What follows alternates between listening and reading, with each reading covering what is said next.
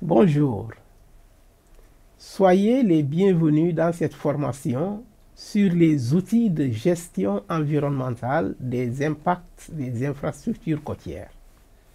Comme vous le savez, l'espace côtier ouest africain abrite plusieurs écosystèmes originaux, mangroves, herbiers marins, estuaires, etc., et de nombreuses espèces de flore et de faune sauvage.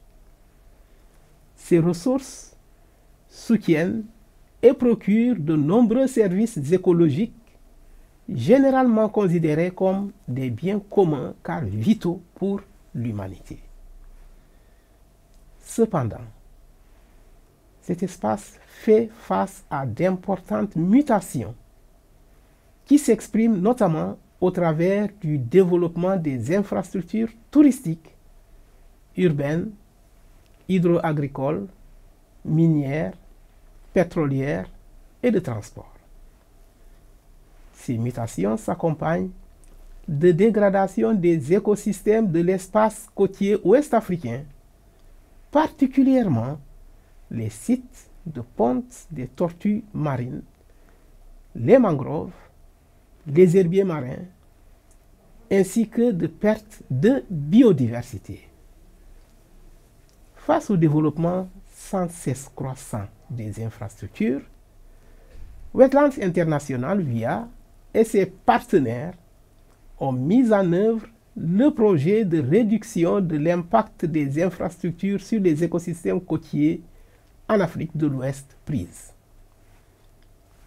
Ce projet, financé par la fondation MAVA, a été élaboré dans le but de réduire les effets négatifs du développement des infrastructures sur les écosystèmes côtiers, particulièrement les herbiers marins, les sites de ponte des tortues et les mangroves dans 5 pays de l'Afrique de l'Ouest, que sont le Sénégal, la Guinée-Bissau, le Cap-Vert et la Mauritanie.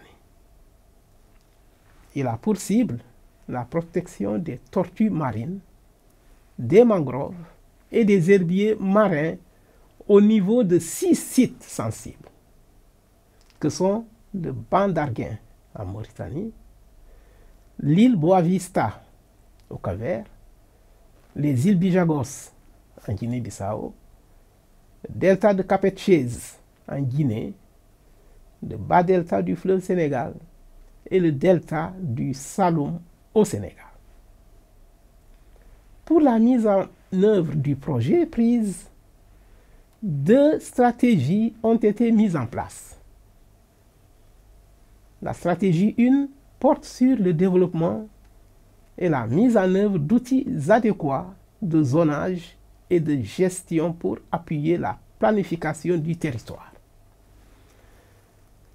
Quant à la deuxième stratégie, elle porte sur le renforcement des capacités des acteurs pour participer au processus de gestion environnementale des impacts du développement des infrastructures côtières. Le MOOC qui vous sera présenté a été élaboré dans le cadre de la stratégie 2 du projet qui prend en compte l'élaboration des modules portant sur les outils de gestion environnementale des impacts des infrastructures côtières.